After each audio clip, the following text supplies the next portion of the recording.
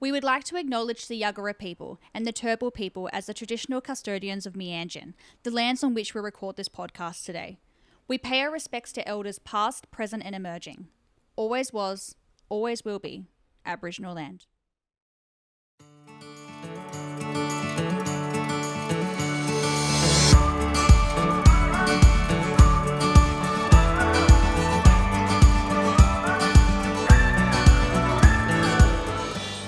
Hello and welcome to another episode of For the Health of It, a podcast made for healthcare professionals by a nurse on the inside. So my name is Jess Tully and I'm the Brand Ambassador of Healthcare Australia and your podcast host today. And today I have a really exciting episode. So I have got a dietitian on with us today to give us tips and tricks on how to eat healthier as a healthcare worker, because we tend to look after patients so much better than we look after ourselves, and we need to take care of ourselves better. So we've got Simone on the podcast today. Thank you so much for joining us, Simone. No worries, anytime. So excited for this podcast. I have a bazillion notes written down, so many questions that we're going to dive into, but I would love to know a little bit about you and your background, working as a dietitian. Take it away. Alrighty, so I actually only graduated from my dietetics course in 2019. So before that, I actually wanted to be a lawyer, so completely opposite fields. But yeah, then once I started, didn't really love it. So went into dietetics. I've worked in aged care mostly. So as soon as I graduated, I went into aged care. I did do a placement on aged care, which I loved. Then I worked in hospital for a bit, found that wasn't quite the right fit for me, and so now I'm full-time in aged care, and I just really like the diversity of what we get to do. We see patients, see clients, so work clinically, but then we do things like menu reviews and articles, and then have opportunities to do things like this podcast. So it's just a real varied field, so it keeps it interesting. So good. I can't believe you were a lawyer before this, or studying to be a lawyer. I studied. I didn't get there. I didn't like it. So different. I always find as a healthcare worker myself, saying I don't even know how to say it. Dietetics. How do you even say it? Yeah. Dietetics. Yeah, it's like when you say anaesthetist or something. Like it's like one of those things that just it doesn't roll off my tongue. But yeah, dietitian is what I will say. Yeah, I used to be like, I'm doing nutrition, dietitian, dietetics. I'd be like, yeah, I'd mumble it all the time, and it was like my course, and I didn't know. Oh God. Well, I haven't been exposed to a lot of dietitians. I mean, I do a little bit in my role as a healthcare worker because I work as a nurse. We always do our referrals, but then I never actually see the interaction between a dietitian and a patient, because I'm usually doing other things when you're doing your review of the patient. So it's something that even for me being in healthcare for 10 years now, I don't really understand your role, to be quite fair. Yeah, okay. What is the role of a dietitian? So are you helping? So I know you're working with the elderly mainly in aged care. Are you just helping them hit protein targets, making sure they're not, dealing with malnutrition? Is that your main focus? Yeah, so within aged care, a lot of it is malnutrition, because I guess that's the big issue for the elderly, especially living in residential aged care facilities. Quite often new residents, when they come in, they're quite malnourished because they've kind of, lost that capacity to do things for themselves at home. And so then end up, quite not so well off when we get to them. But the other things that we do are, people who have uncontrolled diabetes, people who have, wounds is another really big one in aged care that people don't often refer for, because they don't, realize the correlation of nutrition and, optimal wound healing. So that's another one that I'm always, ambassador, please refer if they do have wounds that aren't healing well, because there is often a dietary component that can help out. But yeah, like I said, mainly malnutrition, other things GIT issues. So if someone's got IBS, another big one that we find in aged care is that people just want to talk to us. It's because they don't like something they're getting. We quite often get mistaken for speech pathologists. So I will often have not for speech pathologists, but for the role that the speech pathologist does. So I'll quite often have someone be like, I want to speak to the dietitian, and I'll go have a chat to them, and they'll be like, oh, I don't like, my modified texture diet, and I want to be upgraded. And I'm like, I'm so sorry, but I'm not going to be able to do anything about that. I can refer you on, but that's about as, far as I can get. But we do also work a lot with the modified texture diet to make sure people who are needing that diet for, safety, that they are getting foods that they're still enjoying, because quite often it is monotonous and, I don't think anyone really wants to be eating pureed foods, but we make the most of it. So especially in a hospital environment, when the pureed diet comes out, I'm like, I try and get really excited for the patient, like, ooh, what are we eating today? Then I'm like, I don't know what that Yeah, it's is. like, yeah, like, I couldn't tell you. And they just look Yeah, at me so like, oh God, I have to eat this again. So yes, yeah, I definitely feel it. And also the hydration aspect, like trying to get, especially even just us as adults, I think just like getting mm, us to drink is already such a battle. But I yeah, think the 100%. elderly, because they don't want to go to the toilet, because they have weaker bladder issues and things like that. And they don't Yeah, want to go to the toilet. But then if they don't drink, they're not going to use their bowels very well. And like, there's just all these, it's just in a full circle, isn't yeah, it? it really is. And especially, like, I find a lot of like sort of patients that I see will be like, I don't drink after a certain time, otherwise I'll be up all night in the bathroom. And it's like, oh, well, you're drinking like quite a bit during the day. And they're like, no. And it's like, okay. And especially as I was saying about the modified texture diets, when you have to, I guess, eat your water with a spoon, it definitely, kind of. People I are wouldn't like, I wouldn't Jesus. be drinking much I wouldn't be drinking much Yeah, water if I had to I'm like, drink it in you a know spoon. what? Like, I don't know what I can say to you because I kind of agree. Like, I'm going to give you advice, but I don't know whether I would be taking it. So it's a bit of a tricky one, but we do our best to, work with them. Perfect. Well, we're forever going to need dietitian. That's for sure. You guys do such an important role. I would love to kind of go into this episode and talk about like how we as healthcare workers can take care of ourselves. Because I mean, you've Mhm. already said a couple of points now that's actually reminded me as a healthcare worker, like, oh yeah, like when you said speech pathology gets confused with dietitians, I was like, I can see that. And Yeah. wound healing, that was a really important part as well. Like, and that's a good reminder for us to be like, oh, let's do a referral because that wound is looking really nasty or manky and it's just not healing. Yeah. Really good points. But I want to kind of bring this episode and finally not talk about the patients because that's what we always bang on about because that's what we do as healthcare workers. I want to focus on the Yeah. healthcare workers ourselves and how we can take better care of ourselves. I Yeah. find, you know, I can go into a morning shift and not even have breakfast and not eat the Mhm. whole day. And then there'll be like a tray of chocolates in the middle of the tea room and I'll just smash a couple of them and then continue working. And that's all I've eaten until 3:30, 4 p.m., which is Yeah. so unhealthy, but we do it. And we don't drink any Yeah. water because we're too busy. And I just want to go through like some tips and tricks and how can we do it? Like, how can we take better care of ourselves? I think especially for shift workers, and I think as nurses especially, I don't have this problem as much being a dietitian, but I think nurses, doctors, people who are working overnight, like it can be so hard. But I think routine is really the best thing that you can do for yourself. So stick to a routine. So try to eat within an hour of waking up. If you are running really late, or that you just don't have time in the morning, you can't peel yourself up out of bed, like that's, I guess, common for all of us, especially going into winter. But prep something from the night before, something that you can eat on the go. Like most people have some sort of commute into work, so something that you can do while you're driving or on the bus.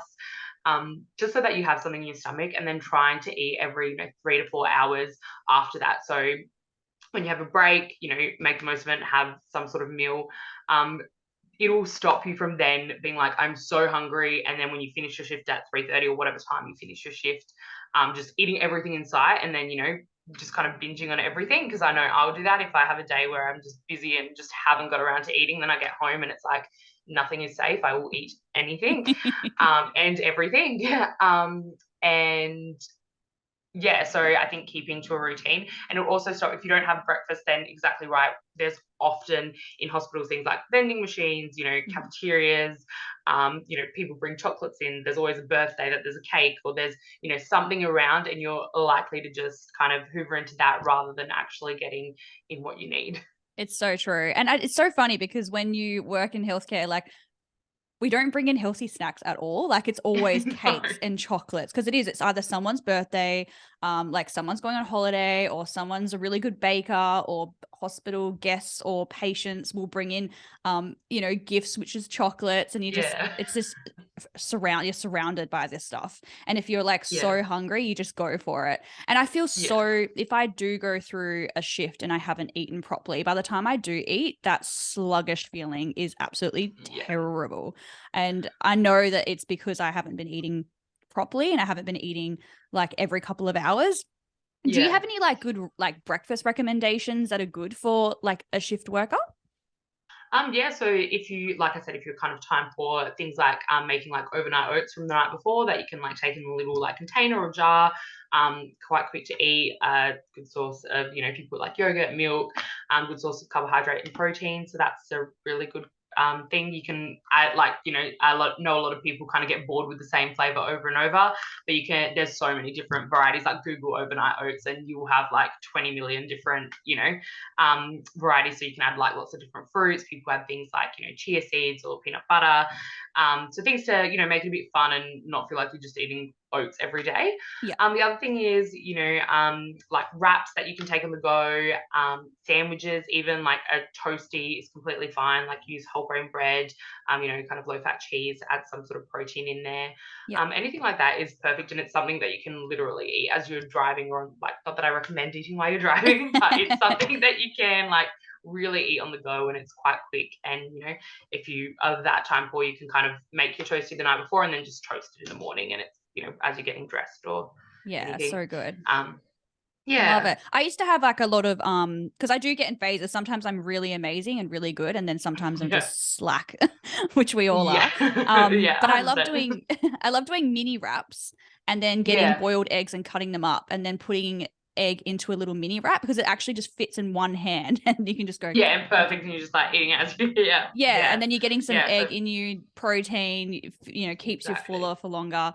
Yeah. What about snacks? I guess because when you're a shift worker, sometimes you don't have the luxury of sitting down, putting food in a microwave and actually enjoying a meal. Sometimes you have scattered breaks. So sometimes you'll have 8 minutes free where you can just scoff something down because a patient's coming back from theater, or so sometimes you're supposed to have a 30-minute break, but sometimes they are scattered or you don't get one.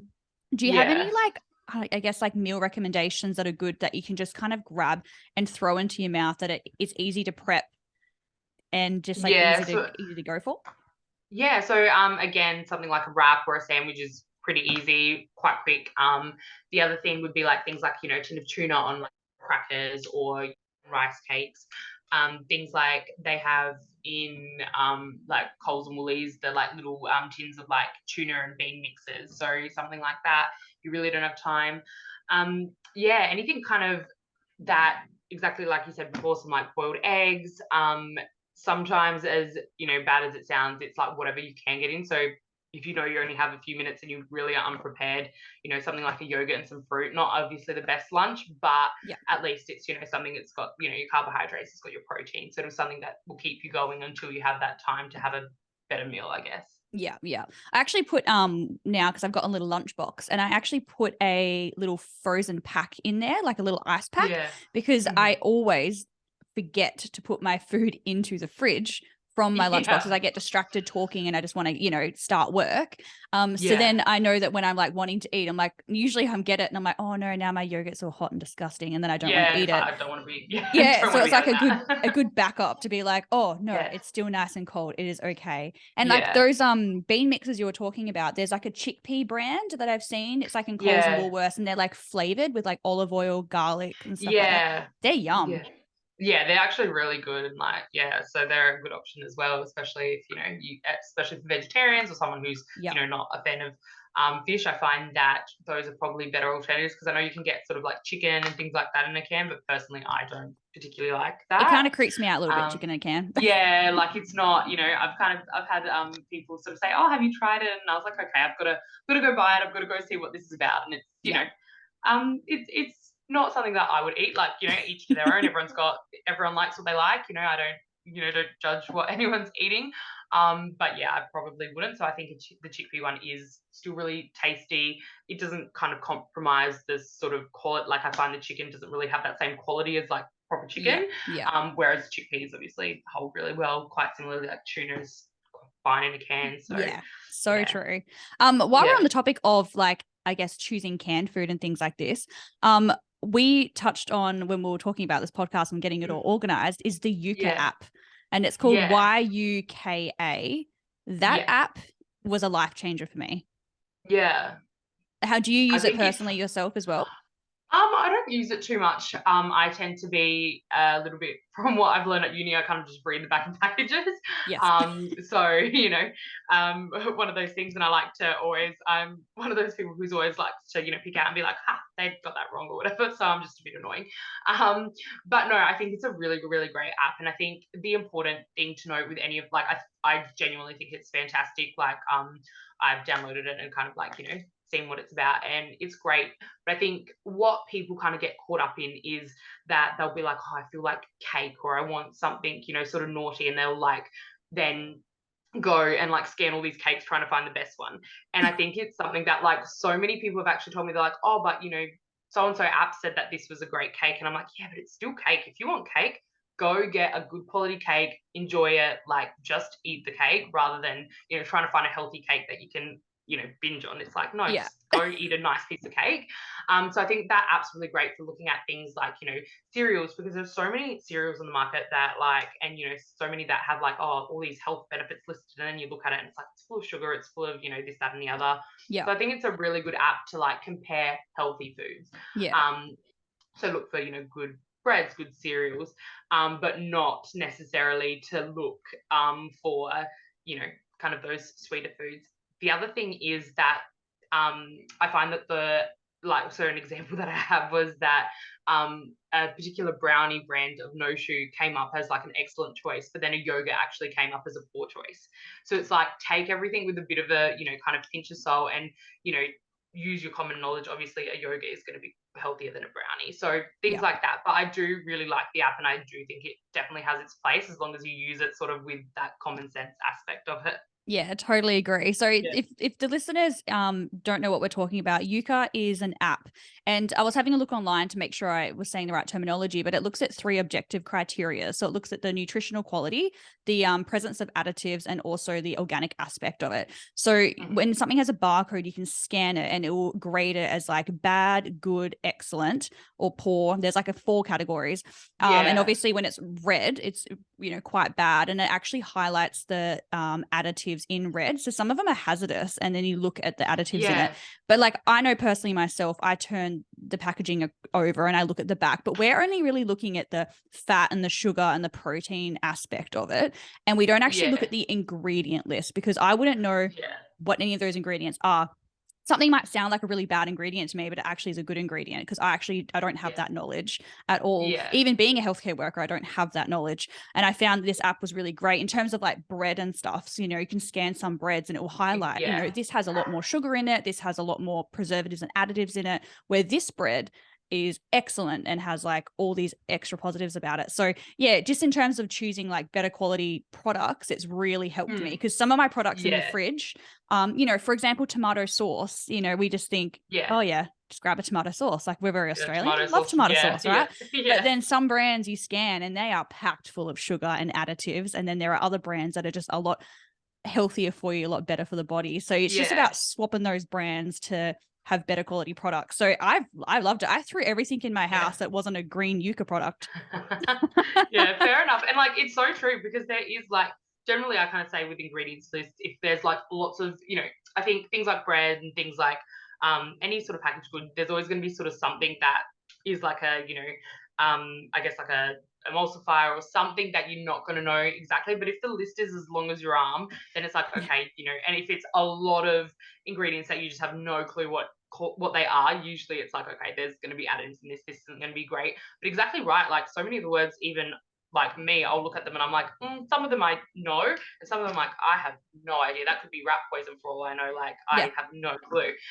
So yeah, it is a really, really great app. And exactly like you said, using it for something like bread, and to compare that, because that is a staple product that you need to use. So I think it's a great product.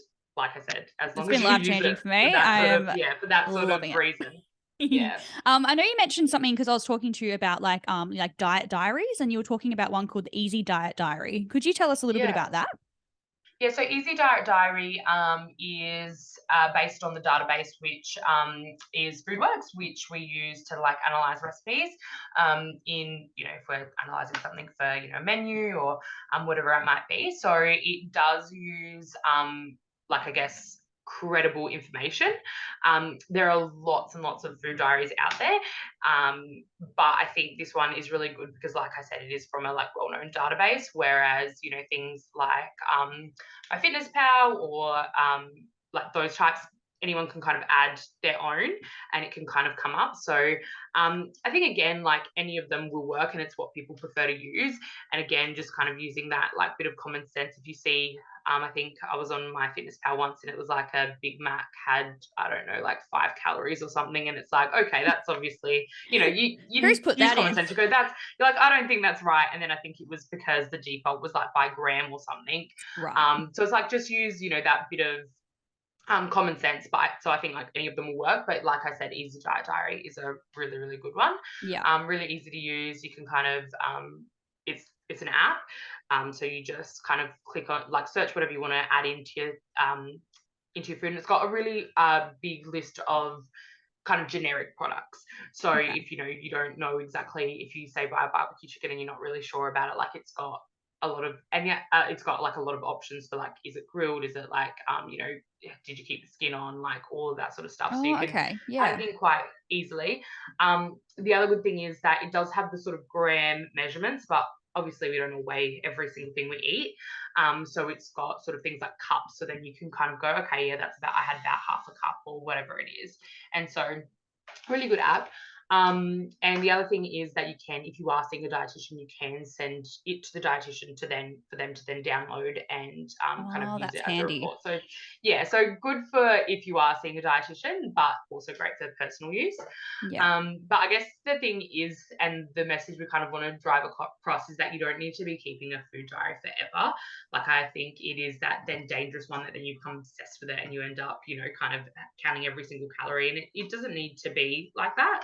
But it's really great for people who are starting off and who maybe aren't aware of the sort of mistakes that they are making throughout the day.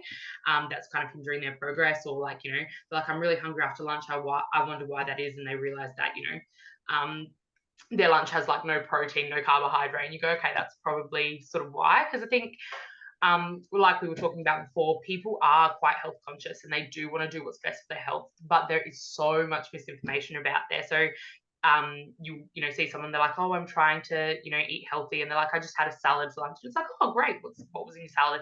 And it was like lettuce, cucumber, tomato, like nothing in it. And it's like, that's not a salad. That's just a few vegetables thrown in a bowl. Like, That's what people it's feed got their no, rabbits. exactly, that's rabbit food. So I think it is a great way to kind of just look at what you're eating and get a bit of I guess insight. So Yeah, so yeah. good. I've used MyFitnessPal before, and Mm.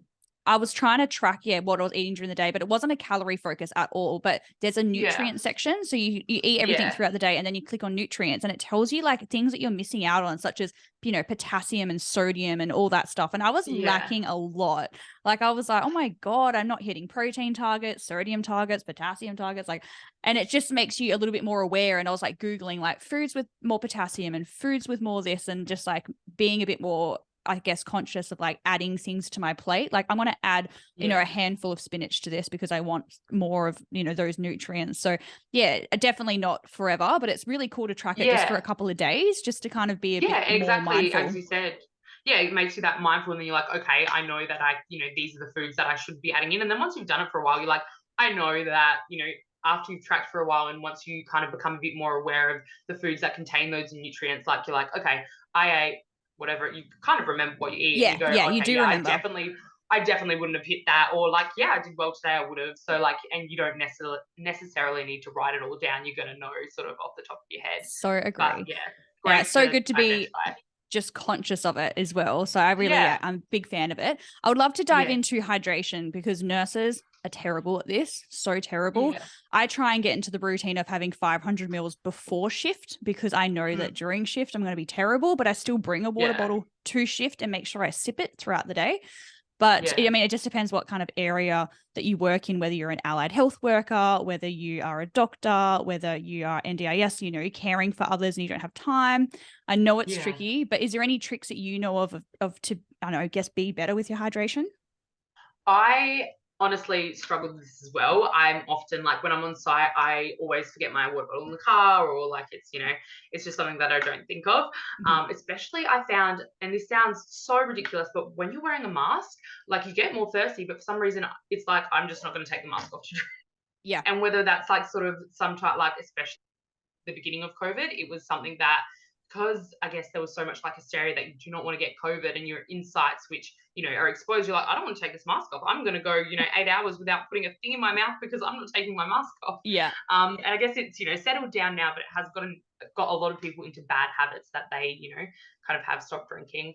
You know, again, like I think I've said to you, there is an app for absolutely everything. So for some people, like downloading an app and, you can tick off as you drink is a really great option. There's a water bottle that I actually have, and it's a Bluetooth bottle. And so every kind of meal that goes through the mouthpiece alerts my phone that I've, drunk 40 mils of water or whatever it is. That's cool. Yeah, that is so and cool. so then it'll be like, you have not, you haven't drunk enough today. And so kind of, it sends you messages to remind you to have a drink. The other thing that I've seen is people buy like huge water bottles. So the general sort of everyone is different, depends on how active you are, depends on even like the weather, your size, water, the amount of water you need is going to be a little bit different. But general rules about 8 glasses or, 2 liters. So I've seen people buy the, huge 2-liter water bottles, and then they know that they have kind of had their 2 liters for the day if it's finished, and, you can kind of keep track of it. And I've seen a lot, probably not one for the boys, but for the girls, like Sports Girl and stuff has like the bottles that have like the little the markings.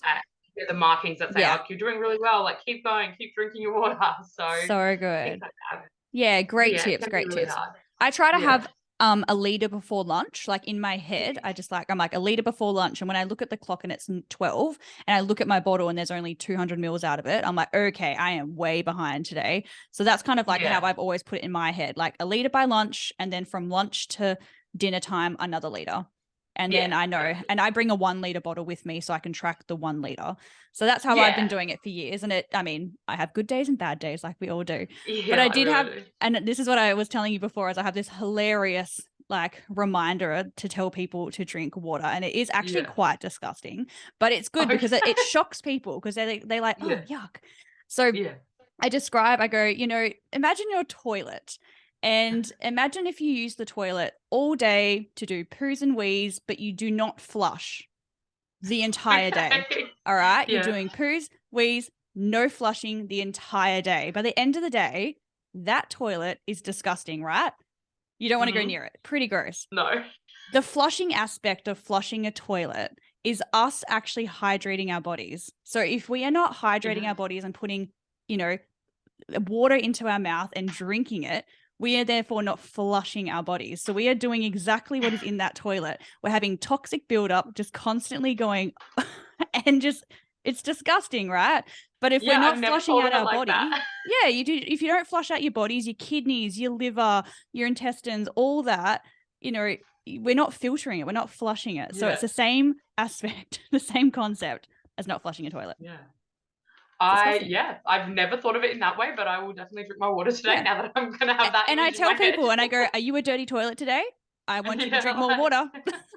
Yeah, fair enough. Oh my gosh, that's so funny. Yeah, and then they imagine that dirty toilet and they're like, oh, yuck. Okay, I'm going to drink a liter. All right. Yeah, I'm going to go scull some water now. Yeah, it's so dirty and disgusting, but it really, it just triggers something in you.